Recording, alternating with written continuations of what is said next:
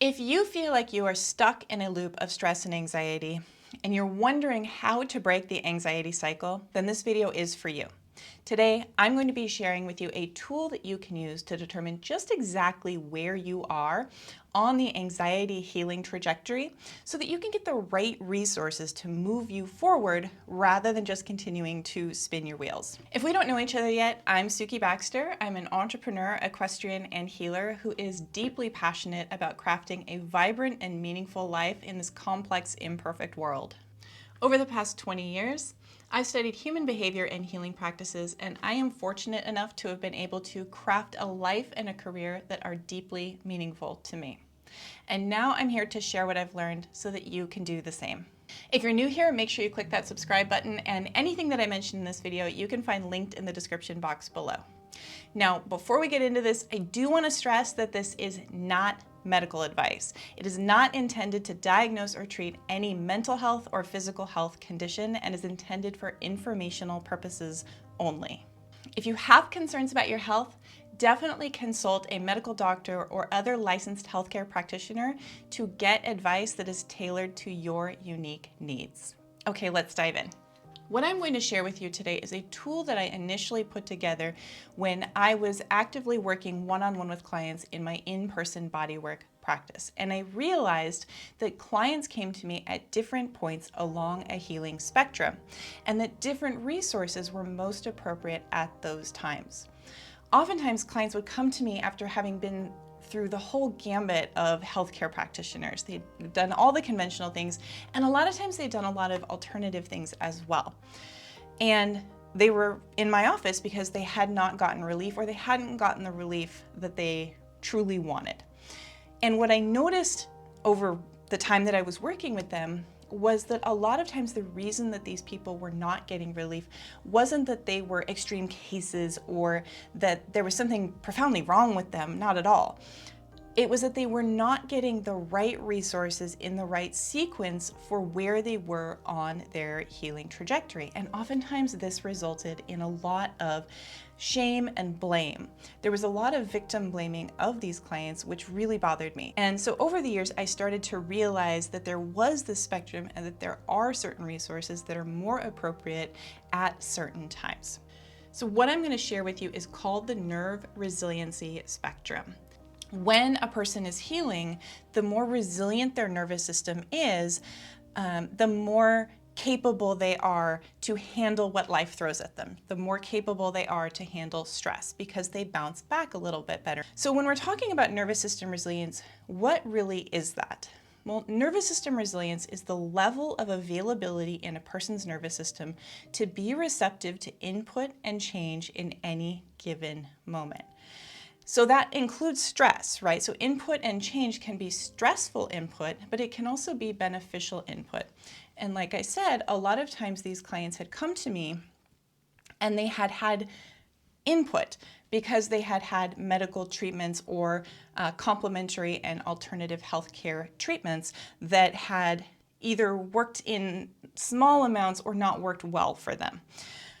If the nervous system is not resilient, then even input that is meant to be healing will not be received. And I mentioned that this is really about getting the right resources to a person at the right time. If you are trying to give the wrong resource to someone when their resilience is very low and you're trying to give them a resource that is really meant for someone who has quite high resilience, their nervous system's not going to be able to take that in. And you'll see what I mean as we dive into this a little bit further. So one thing to know about nervous system resilience is that it is fluid and not fixed. We're always changing all the time. So we don't get to a point where we have developed resilience and then we just stay there forever. We may move up or down this spectrum at any given time. We are dynamic. We are in harmony with our external environment all the time. And so this can change moment to moment. It can change day to day and certainly year to year. It's really important to work with the person that you are today, or if you're a professional, to work with the person who shows up for you today. This is something that I've learned through working with horses, actually. Horses can really challenge you. One of the things that I learned early on is that they're different from day to day. The horse you had yesterday is not necessarily the horse you have today. They might be more tired, or maybe they didn't sleep well, or they didn't get enough to eat, or whatever happened. They're not necessarily exactly the same day to day. And so you kind of have to look at the horse that you have and do what's appropriate for that animal on that day. And I turn that around for myself and for my clients as well. We need to work with the person that we are today.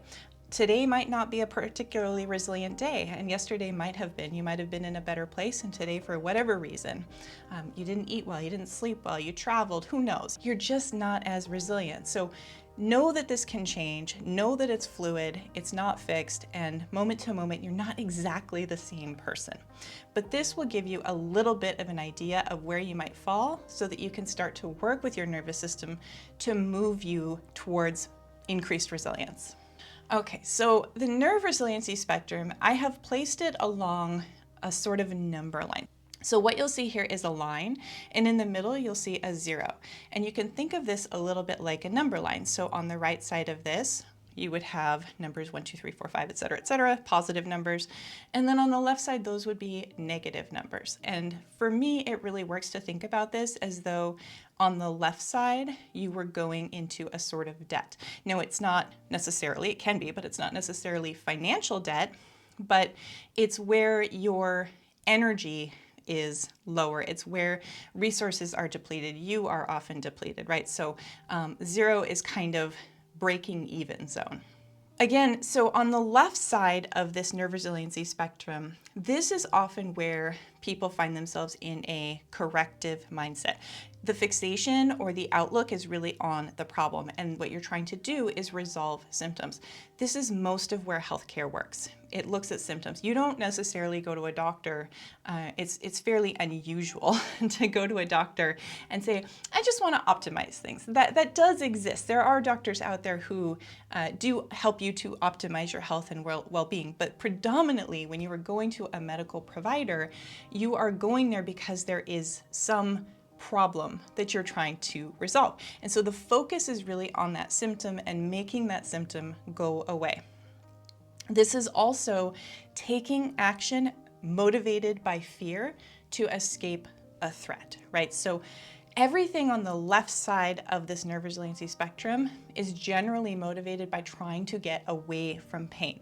Now, as I'm saying this, one thing that I didn't mention that I think is really important to mention is that this is not about blame or shame.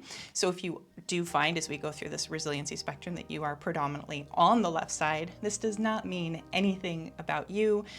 Nobody is better than anybody else for being at a different state in this nerve resiliency spectrum. It's really important to me that that is said and understood because I don't want this to ever become a tool of like healing elitism where people start to feel like, oh, well, I'm so much more evolved than everybody else because I'm able to be in such and such a state. No, that's not what this is about. This is just about figuring out where you are today so that we can, again, get you the resources to help you to expand that resilience and improve your quality of life.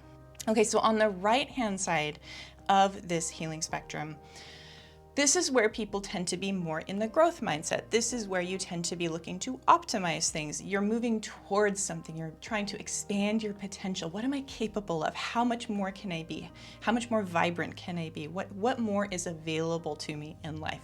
So on the left side, we tend to be moving away from pain or threat. On the right-hand side, we're taking action motivated by hope. We're looking for self-realization, self-actualization. And as you can see, I've got 5 stages here. So let's go through these 5 stages. The first one on the left-hand side here is crisis. When you are in crisis, you are in a state of emergency. Your resilience is extremely low, okay? When we're talking about crisis, we are talking about urgent physical or mental emergencies. So symptoms of this might be something like panic attacks, mental illness, psychosis, broken bones, cardiac arrests, acute injuries, substance abuse, infection or illness, and personality splitting. It can be plenty of other things. These are just a few examples, but these are things that are going to require immediate medical attention, right? And so therefore, when you are in crisis, you are probably, you're not really focused on expanding your growth and your potential. You have a very serious issue that needs attention. And so the ideal resources here are urgent medical care, right? Possibly hospitalization or outpatient care.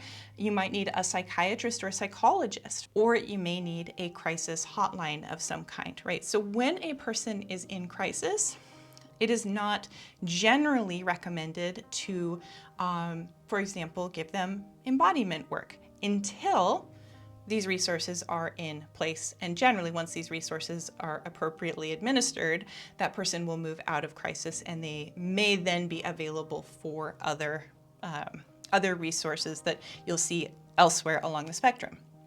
But first and foremost, a person who's in crisis needs these resources. This is something that I used to say to my bodywork clients all the time. Like, if you break your leg, I'm not the right person for you. Once you've seen a doctor and had that bone set appropriately and treated appropriately, whatever medical care is needed there, then there may be care that I can provide you during the healing process, not directly to that bone, but there may be other things in your body that need to be addressed, doctor permitted, of course. And certainly once you have completed the bone healing process, had the cast removed and been cleared by your physician for regular life activity, yeah, that's a great time to seek bodywork and seek care of that nature to then help to move that injury along. We want to be really smart about making sure people get the appropriate care at the appropriate time. I think this is obviously the most clear one. If you're in a crisis, most people know that we need somebody who is qualified to address that. Next up, we have survival. In the survival state, the feeling that you have is one of desperation. The resilience is, again, low, right? You're not available for much because you're just focused on getting by day to day. Symptoms of this state can be chronic physical and mental health conditions, and this can look like chronic pain, autoimmune conditions, treatment-resistant depression, inflammatory conditions, insomnia, severe anxiety, lethargy, and emotional volatility. Now, it can be other things as well. These are just some example symptoms. But when you're in this state, it can feel like you're really struggling. And your focus is really on fixing the problems in your life. There's one after another. It just seems to be a series of problems and problems and problems and problems. The other thing that I want to point out is that there can be societal and systemic issues that put people into survival. So this is a place where you might also find somebody who has some financial insecurity, some food and housing insecurity, right?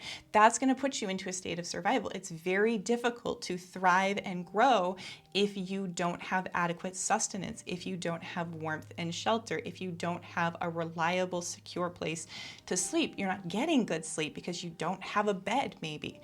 Survival can actually be kind of broad because it can be really like you really don't have resources, no food, shelter, things like that, all the way up to dealing with, like I said, kind of chronic physical, debilitating mental health type issues, right? So it's quite a spectrum. I think that there are a lot of people who fall into this state and who have a hard time getting out of it. And I want to acknowledge that this is one of the harder states to get out of for a lot of reasons that I don't want to go into just for the sake of keeping this video to a reasonable length. Resources needed in this state include medical evaluation. You might need basic needs support, therapy, counseling, potentially massage and body work if that's available. Okay, so then next on the spectrum, we have coping. When we are coping, this is kind of at the 0 on the number line, right? So crisis and survival, you're definitely depleted. Coping can kind of span that 0. So you're like maybe a little in the negative, just slightly in the positive, right? Like I think of this like treading water. So the state, as I call it, is fair to middling, and your resilience is medium. Your symptoms are going to include stress-related physical and emotional strain. So that's going to look like things like irritability, overwhelm, burnout, chronic aches and pains, stress, worry, poor posture, brain fog, trouble focusing, autoimmune conditions, anxiety states, depressive states, frustration, chronic fatigue, and the list could go on for sure. There's a lot of things that live here.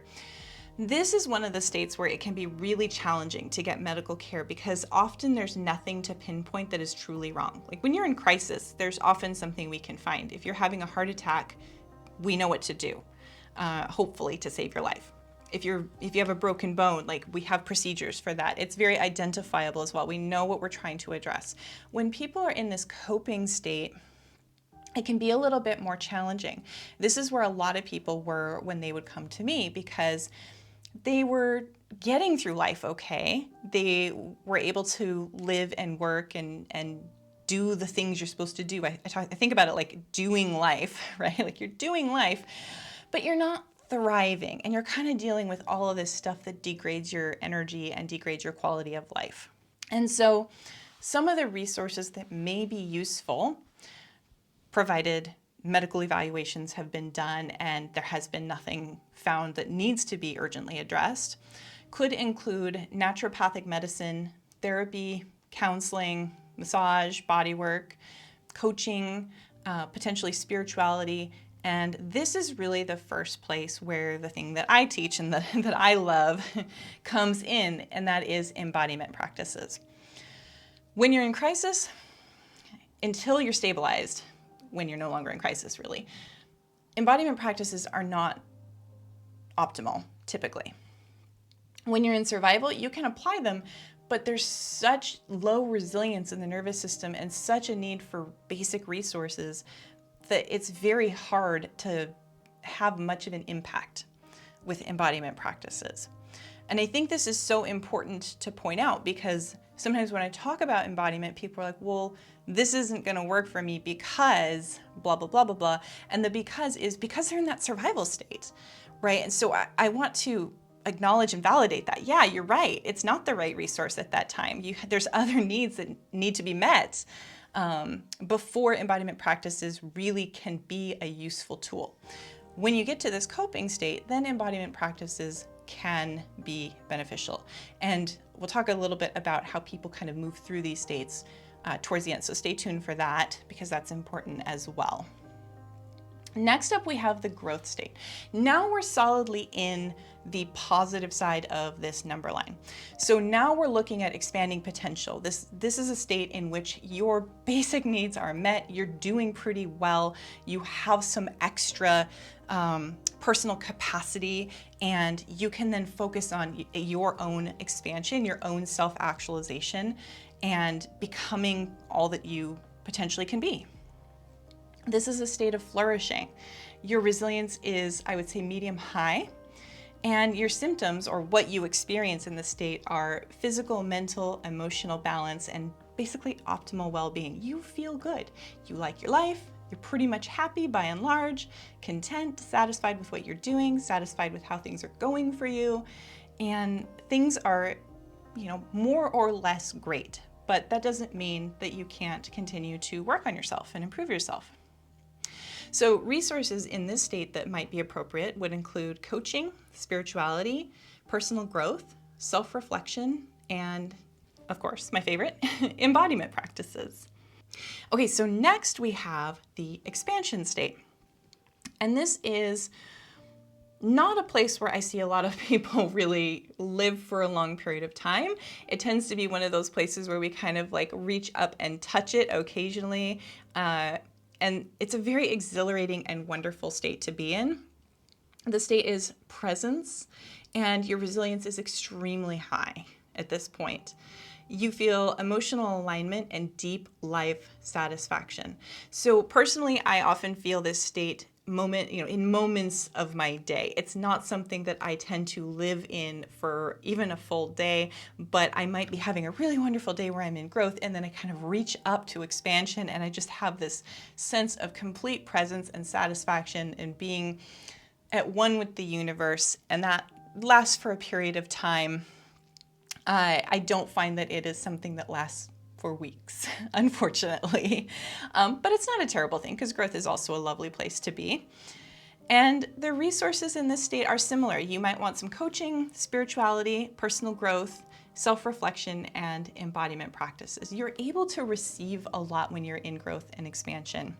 You're able to take in input and your nervous system doesn't find it threatening. And so that's able to continue to grow your capacity, continue to grow your resilience, continue to grow your personal potential and bring you closer to your self-actualization, which I don't believe is a point. It's not a mountaintop, it's an ongoing process and an experience, an evolving one, which is wonderful because we get to know ourselves more and more as the years go on. Now, as I mentioned, we don't stay in any one of these states, hopefully, for any period of time. It is possible to straddle them even for long periods of time. So one of the most common places that I see people is kind of vacillating between survival and coping. I think that is not uncommon, where we kind of have moments where we're not as resourced. You know, there may be life circumstances that plummet us into survival more, something like, you know, chronic illness, sudden loss of a loved one, job loss, economic changes in your local country or vicinity. Those things can impact us, and if we're in coping, can kind of push us down to survival, or we just may naturally kind of move between those two. But that's where I tend to see people the most. Now, my perspective is somewhat skewed because I am a healer, so people are coming to me wanting help. So I don't know if this is the general population or merely the people that I interact with, but that is a common place to be. So if you've identified that, yeah, those are kind of the places that I tend to see myself on this spectrum, you're definitely not alone. And there are resources that can help move you forward. So another place that I've seen people is vacillating between coping, growth, and expansion. Again, that's not uncommon. That is a place that you might move through. And it's not a bad place to be, right? If the lowest that you experience in life is coping, that's not terrible. Or another option is, you know, moving between crisis and survival. Theoretically, you can move from crisis to expansion too. You could move through all of these states frequently. I personally have not met anyone that seems to move that much over the course of a short period of time, but throughout a lifetime, for sure, it's common to move through all of these states. And I think that many of us experience most of these states, at least at some point in our lives. If you'd like to dive deeper into this nerve resiliency spectrum, or if you'd like some support in determining just exactly where you fall on it at this moment in time, I've put together a short quiz that you can take to help you identify just that. You can find the link in the description box below or wherever they're putting it these days, but look for the description box and there's a link there that will take you to that quiz. Thank you again so much for watching. I hope that this video was helpful. Leave me a comment below and let me know your thoughts. I'm very curious to hear them. Subscribe and like the video if you don't mind. That really helps me out. I really appreciate it. And I will see you in the next one.